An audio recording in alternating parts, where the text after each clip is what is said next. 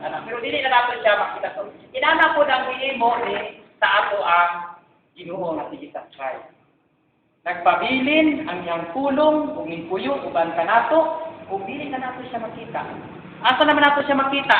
Makita na nato siya sa atong kasing-kasing. Mao siya ang kinahanglan nato nga mag-iay.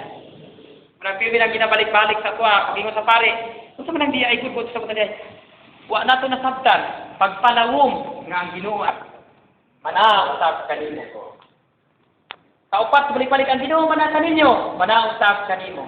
Pag-uli sa balay, manausap kanimo.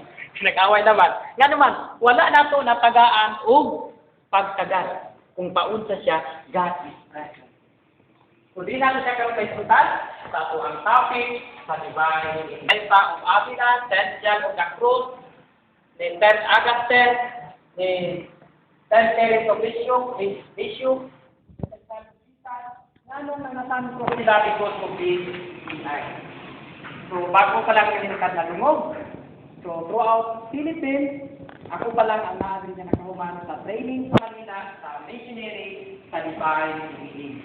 So, we are very lucky na nata sa ipin, kay nakadungog na ta ang divine healing uban sa message ni Mama Mary. Usay, mabot ko Surigao, mabot ko Jinsan, mabot ko Lingoong, maghatag sa divine healing. Kaya wala pa sila nag-agianing at seminar sa divine healing. So, naapad rin sa ipit, so magnaos ko nga suportahan nato, sila binagid sa atong pamilya umi sa binanilian. Kasi pagbalik sa atong Ginoo, andam na ta. Kaya mauni ang pagpangandam sa atong kanila. Nga pitag-asa ta maglakaw. Baby na sa ato ang kahalan. So, proceed sa ato ang yung topic.